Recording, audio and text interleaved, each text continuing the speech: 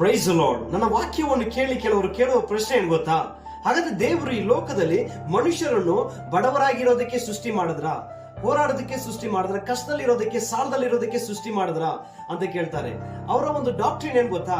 ದೇವರು ಸೃಷ್ಟಿ ಮಾಡಿದ್ದು ಆಡಂಬರದಿಂದಲೂ ಐಶ್ವರ್ಯದಿಂದಲೂ ನಾವು ಸಮೃದ್ಧಿಯಾಗಿ ಜೀವಿಸಬೇಕೆಂಬುದಾಗಿ ದೇವರು ಸೃಷ್ಟಿ ಮಾಡಿದ್ರು ಅಂತ ಹೇಳ್ತಾರೆ. ನಾನು ಖಂಡಿತವಾಗ್ಲೂ ಇಲ್ಲ ಅಂತ ಹೇಳ್ತಾ ಇಲ್ಲ.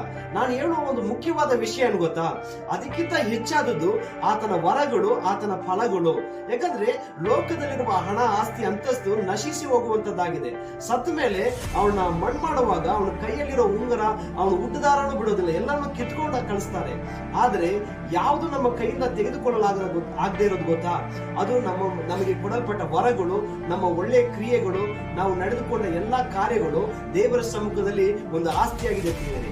ಅದನ್ನು ಸಂಪಾದಿಸಿಕೊಳ್ಳಿರಿ ಎಂಬುದಾಗಿ ಬೋಧಿಸ್ತೇನೆ. ಯಾಕಂದ್ರೆ ಈ ಲೋಕದಲ್ಲಿರುವ ಆಸ್ತಿ, ಅಂತಸ್ತು ಯಾರು ಬೇಕಾದ್ರೆ ಹೆಂಗ್ ಬೇಕಾದ್ರೆ ಸಂಪಾದನೆ ಮಾಡ್ಕೊಳ್ಬಹುದು.